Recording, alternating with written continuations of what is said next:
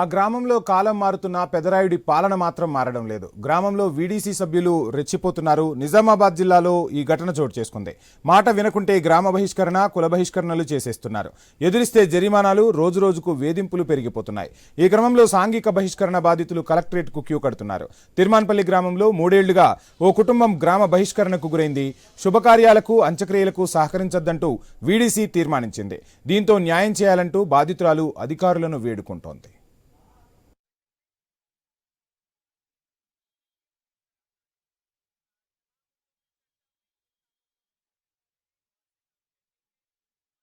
నన్ను కులంలోకి వెళ్ళి బహిష్కరించిండ్రు. అందువల్ల నేను ఇక్కడికి కలెక్టరేట్లకు వచ్చినుంటి. ఆడవాళ్ళం గొడవ పెట్టుకుంటే కులం సంఘం దాకా తీసుకెళ్ళిండ్రు. వాళ్ళ హస్బెండ్లు పెద్ద మనుషులు కాబట్టి అక్కడి దాకా తీసుకుపోయారు. వాళ్ళ భార్యలు అక్కడి దాకా తీసుకెళ్ళి 2020లో నాకు 30,000 జుర్మానా తీసిండ్రు. జుర్మానా తీసిన తర్వాత 1 సంవత్సరం అయిన తర్వాత మళ్ళీ మా మామయ్య చనిపోయిన తర్వాత మళ్ళీ నువ్వు కులములను తిట్టినవు అని అంటే నేనేం తిట్టలేను అంటే నువ్వు తిట్టినవు అని అంటే నేను పోలీస్ స్టేషన్కి పోయి కంప్లైంట్ ఇస్తే 3 సంవత్సరాల దాకా ఎవ్వరు ఏం అనలేరు. మొన్న ఫస్ట్ నాడు కులంలో రాసుకున్నారు. ఎవ్వరు నాతో మాట్లాడినా 10,000 రూపాయలు జుర్మానా అని